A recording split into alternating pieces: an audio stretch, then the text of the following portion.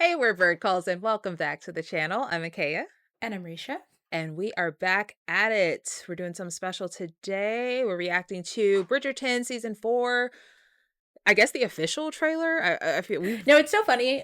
This came out weeks ago, around the holidays, right? And we were together when this came out, but we were like, don't watch it, don't watch it, don't watch it. And then we just forgot to watch it. So shout out to Kraken over on Patreon for reminding us that this existed. exactly. And before we get started, guys, make sure to hit that subscribe button if you want to become an official bird watcher. We'll do the first episode on YouTube for everyone to see, but the rest will be available over on Patreon and memberships on YouTube in the hard launch tier. So definitely check that out if you haven't already. We begin another season. I should like great gossip. The social season might look a little No, different this no. You must begin the proper way. Oh my god. We have an official relationship. Well, we're reciting it. Glorious gentleman, Benedict Bridgerton. He must bow to that most powerful of forces, mothers. You simply must marry. You have not met the right young lady. I am charting a There you go. You're a rake. All the eyes of the God, Bridgerton is good for a threesome. My masquerade ball. Can you imagine how beautiful a ball would be? How horrible it is to be on one's feet all night. They will attend the ball tonight and they will not appreciate any of it. Just once. Just to have that feeling for one glorious night. You could go to. Is this a Cinderella story? You would need to find me a good costume. Ish. I would need to be well disguised. Just be out by midnight.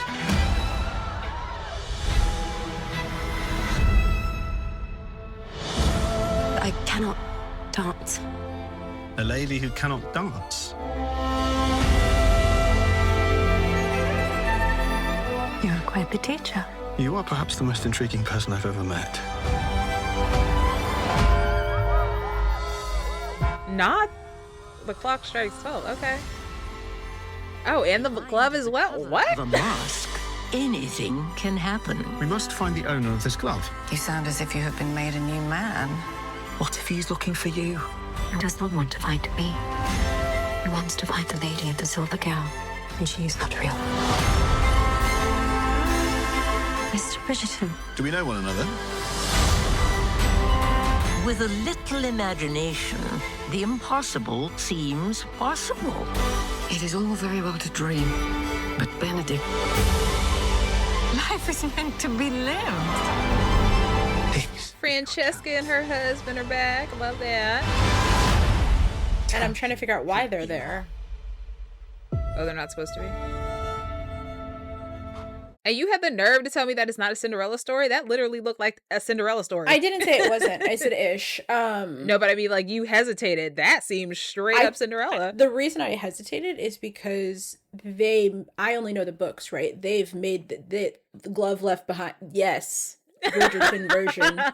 But I've always Oh, by the way, guys, I mean, if you haven't caught on, Risha has read the books. I have not. So I've always kind of said with Bridgerton is an incredibly unique adaptation in the sense that, like, you do not read those books and know what's going on the show. You read the books, you know the names of the characters, the storyline, and then they do what they're going to do to it because they change it so much. And I would definitely say to anybody, I think this is kind of what we ran into when we watched season 3.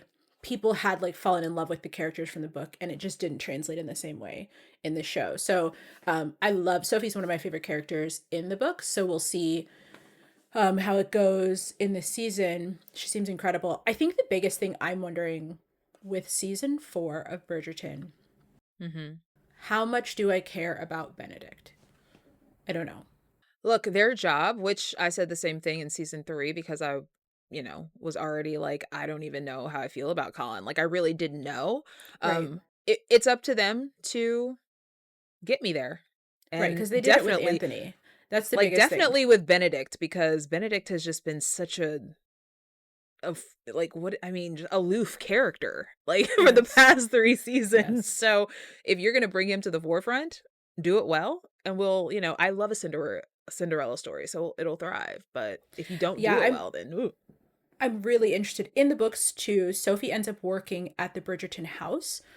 I didn't want that to happen. So seeing the house that she's working in makes so much more sense for something I was concerned about. So I'm interested in how she's in the Bridgerton home unless she is working there. So we'll see if that actually happens.